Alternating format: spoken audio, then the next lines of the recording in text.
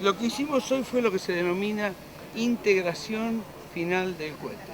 Este cohete llegó a la base de lanzamiento en 4 pedazos diferentes. Corresponde cada uno a lo que ven más cerca de la cola, de la tobera, a la primera etapa.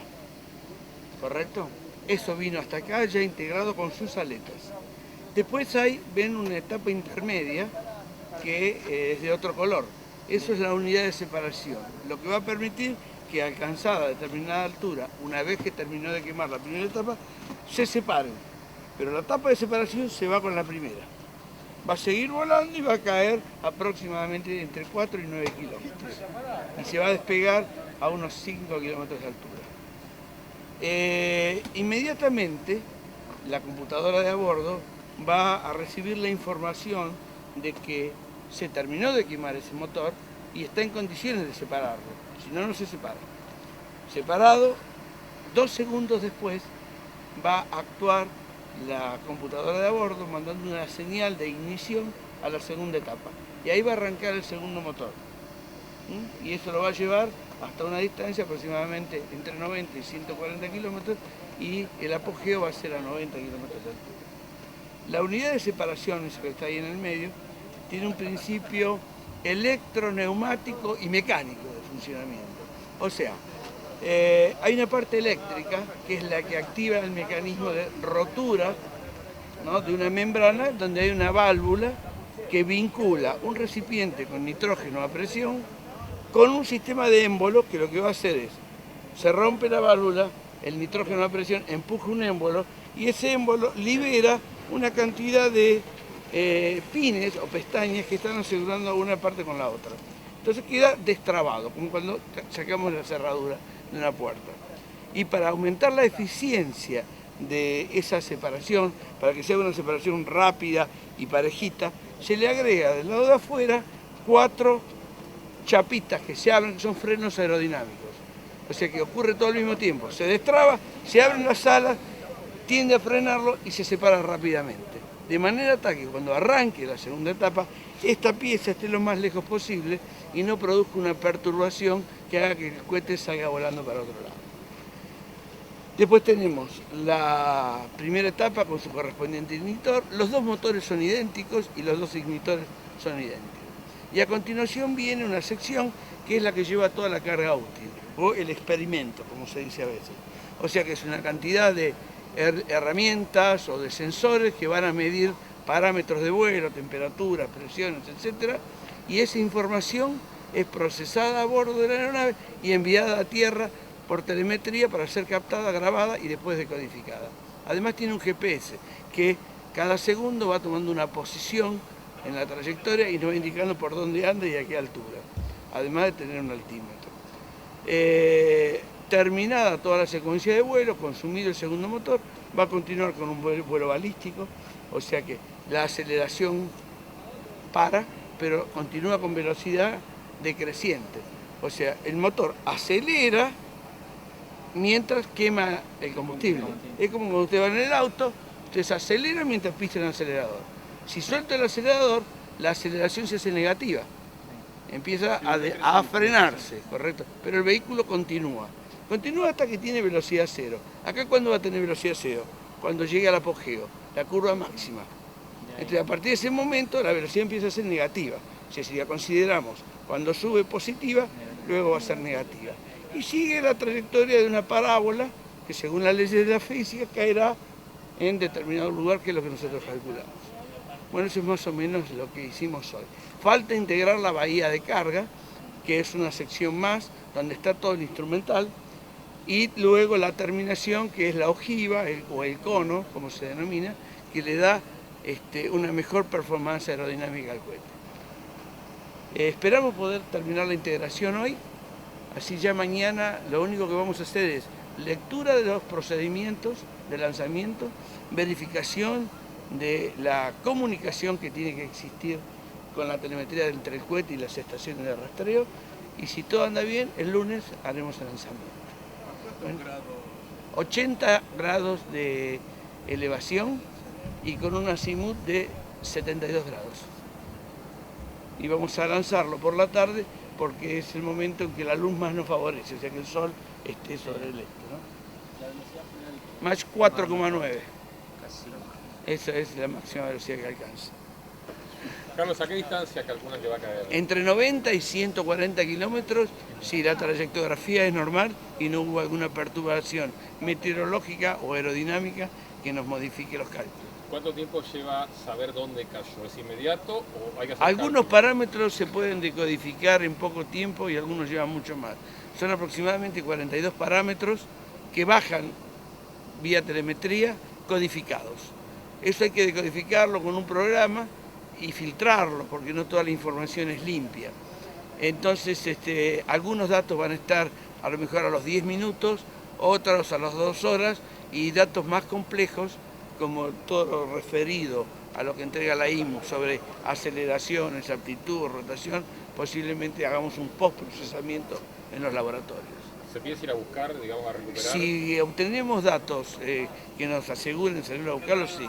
Vamos a tratar de hacer una búsqueda visual, por lo menos de la primera etapa, o sea que va a haber un helicóptero sobrevolando la zona, y si las condiciones son como hoy, que la meteorología está bárbara, yo creo que se va a alcanzar a ver dónde cae y, bueno, marcar la posición con un GPS y salir a buscar con un vehículo, teniendo en cuenta que va a ser cerca, porque la otra va a quedar entre 90 y 140 kilómetros, no hay rutas directas, hay que ir esquivando y, bueno, eso va a llevar mucho tiempo buscar. Esto cuando ingresa nuevamente a la atmósfera y impacta en tierra se manda a unos 6 metros para abajo. El terreno tampoco es duro, es muy blando, o sea que tiende a meterse, enterrarse y deja apenas un agujerito que es bastante difícil de ubicar. ¿Y a qué distancia va a caer la primera etapa? Entre 4 y 9 kilómetros. Ah, muy cerca. Sí. Por eso tratamos de... El lanzamiento hasta que cae, ¿no? Ya 20 minutos. 20 minutos. Sí. La negativa es la misma que la positiva.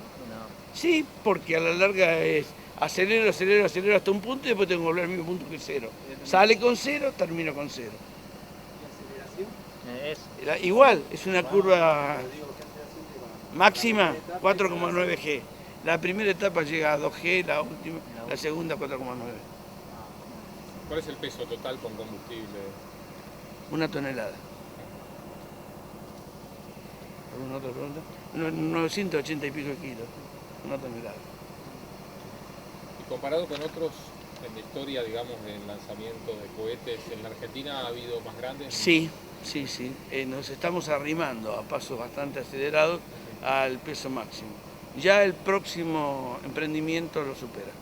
Sería el próximo, El más grande, que el más se haya grande hecho en la será, Argentina. sí. ¿Y para cuándo se prevé? Y eso va a depender de los presupuestos y de cómo nos vaya con este lanzamiento. ¿El lugar? El lugar posiblemente sea acá también. ¿Cuándo fue la última vez que se usó esta base? Hace 22 años. ¿Qué pasaba hace 22 años? ¿Qué evento? La actividad, se lanzó un alacrán, creo que fue. Y estuvo 22 años sin actividad. Sin actividad espacial. ¿Cuánta gente trabajó para El, Gradicom? el Gradicom, bueno, necesita de una gran cantidad de especialidades. Electrónicos, mecánicos, químicos, especialistas en aeronáutica, en tecnologías aeroespaciales, en materiales, torneros, matriceros, electricistas. Es una cantidad muy grande. Y cualquiera de las actividades involucradas es como en una cadenita. Son eslabones que no puede faltar ninguno. Podemos calcular que esto puede afectar en este estado unas 120, 140 personas. Hay algunos que hicieron pequeños aportes, hay algunos que hicieron grandes aportes. Pero si falta un eslabón, esto no se puede lanzar. ¿En cuánto tiempo llevó el desarrollo?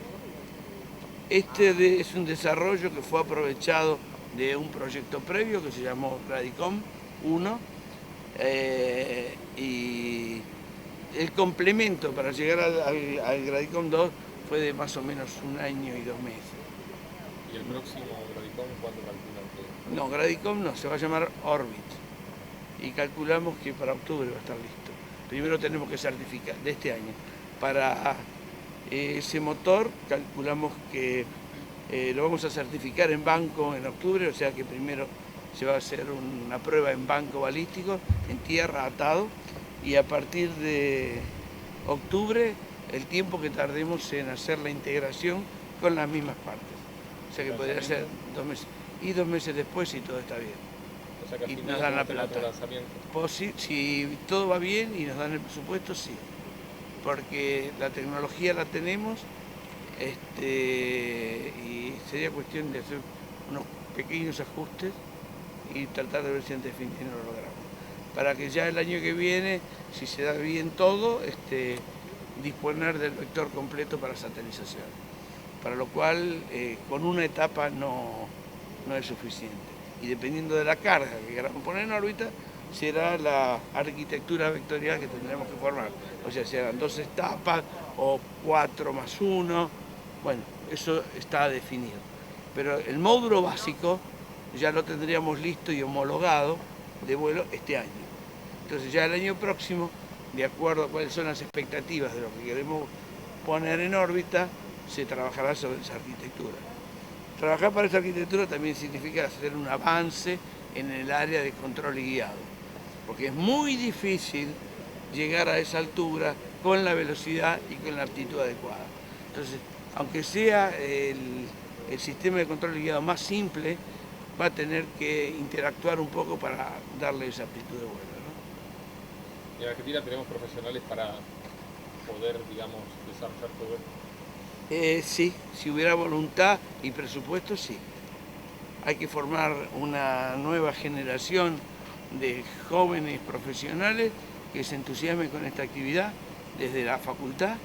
Y bueno, estas cosas también van a servir para eso, para darles porque no se puede estudiar tecnología aeroespacial si no tenemos nada. Entonces, las universidades, los institutos que quieren hacer experimentos y pruebas atmosféricas necesitan un vector. Y esa es la forma de obtener profesionales, ¿no? Dándoles algo para hacer, que participen desde lo más simple en proyectos de pequeña envergadura para llegar a las cosas más grandes. Esto no solamente hace falta estudiar mucho, sino tener mucha práctica y mucha experiencia.